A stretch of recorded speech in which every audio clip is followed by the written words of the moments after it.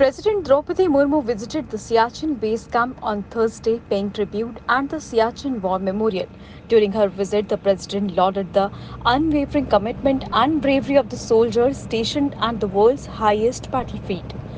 Accompanied by Ladakh's Lieutenant Governor B.D. Mishra, she addressed the troops, expressing immense pride in their courage and dedication. The president acknowledged the soldiers' extraordinary sacrifices in safeguarding India, especially under the harsh conditions of the Siachen Glacier, where temperatures plunged to minus 50 degrees.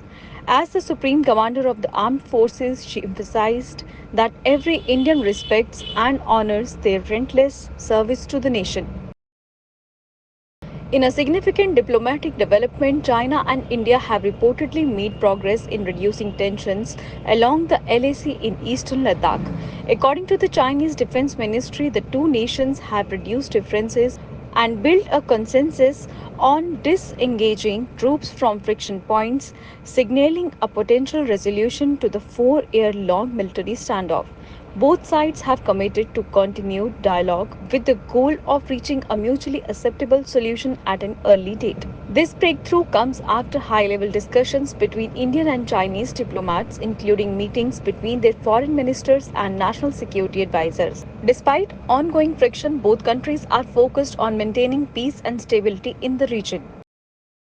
In a major step towards improving digital connectivity in Ladakh, the Government of India has authorized BSNL to roll out 4G services at 24 new locations across the Union Territory. This move is part of a broader mission to bridge the digital divide in the region, bringing reliable communication to underserved rural and remote communities. The decision follows a proposal by Ladakh's Lieutenant Governor to enhance digital infrastructure in 354 villages. BSNL will begin work at 21 sites not previously covered, while 3 villages, Langokor, Gakon, and Tukla, have been reinstated into the 4G rollout plan.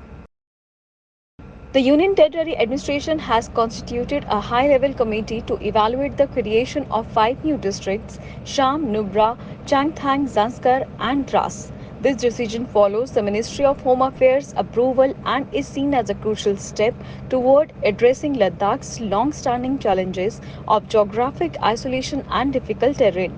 Currently, Ladakh consists of only 2 districts, Leh and Kargil. The proposed districts are expected to improve administrative efficiency and bring much needed decentralization, particularly in underserved and remote areas.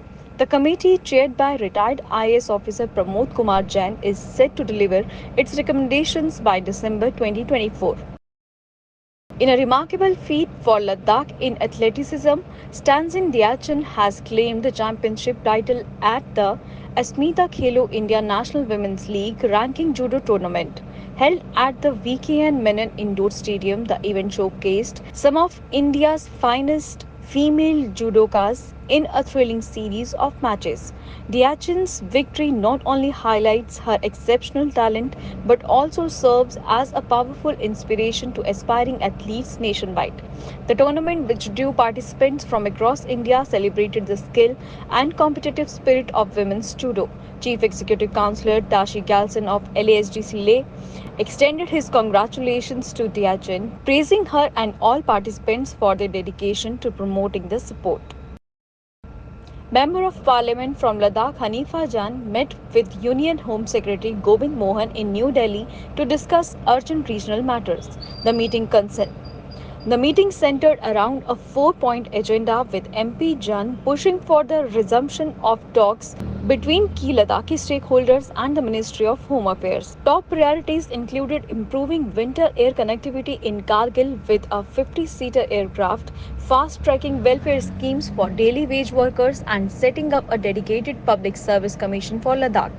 Jan also called for the creation of additional districts and funding for much-needed medical and engineering colleges.